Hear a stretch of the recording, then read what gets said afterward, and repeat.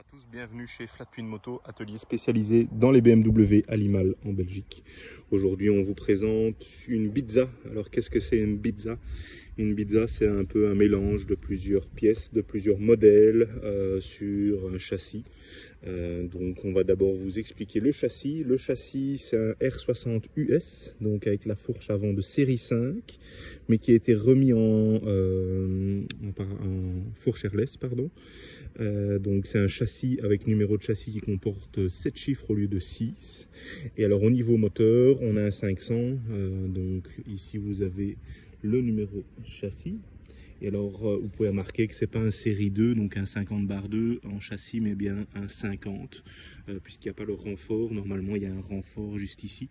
Donc voilà, je vous dis c'est une Bizza, mais une Bizza qui a été repeinte en blanche, qui n'est pas une couleur très commune pour ces machines-là, puisqu'on a souvent des noirs liserés blancs.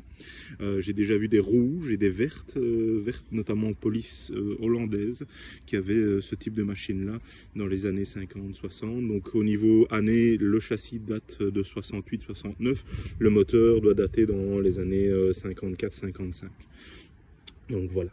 Au niveau carburateur, on a les bons, donc on a des 24 de chez Bing, on a un petit moteur 500 qui est très sympa, une boîte 3 comme d'habitude et un pont, je pense que c'est un 27-8, donc oui, donc 27 dents et 8 dents juste ici. Alors au niveau finition, elle est plus ou moins bien faite, c'est pas nous qui l'avons complètement restaurée, nous on l'a reprise pour une petite remise au goût du jour. Donc on a refait une partie du circuit électrique, il y avait resserrer les culasses, faire le contrôle du jeu aux soupapes, la vidange moteur, boîte pont, cardan. Il y a encore quelques petites choses à prévoir, adapter le klaxon, donc nous on a mis les grands phares, donc juste ici vous avez les phares, donc qui s'allument et qui s'éteignent, et il faut adapter le klaxon est là, j'ai pas encore eu le temps de le faire.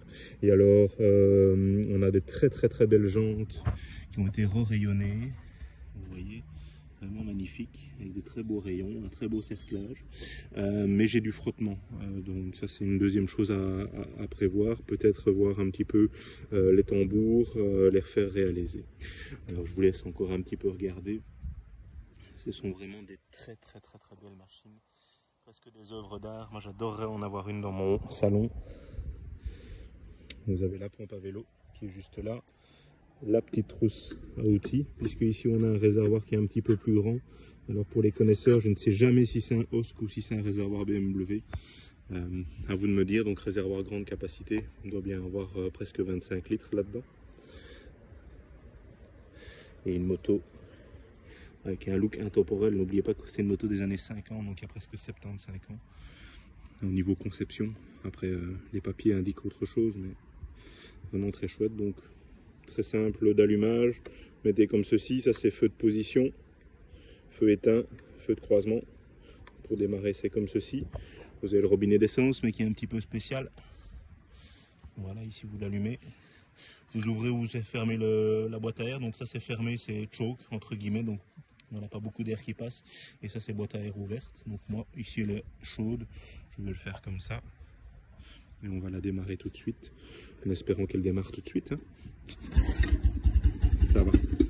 Ah, vous voyez, j'ai mis un peu trop de gaz.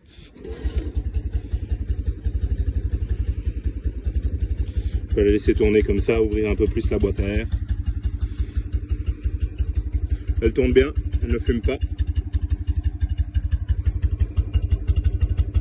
Très beaux échappements chromés. Un contour qui n'est pas celui d'origine, mais qui fonctionne, et pas de bruit moteur.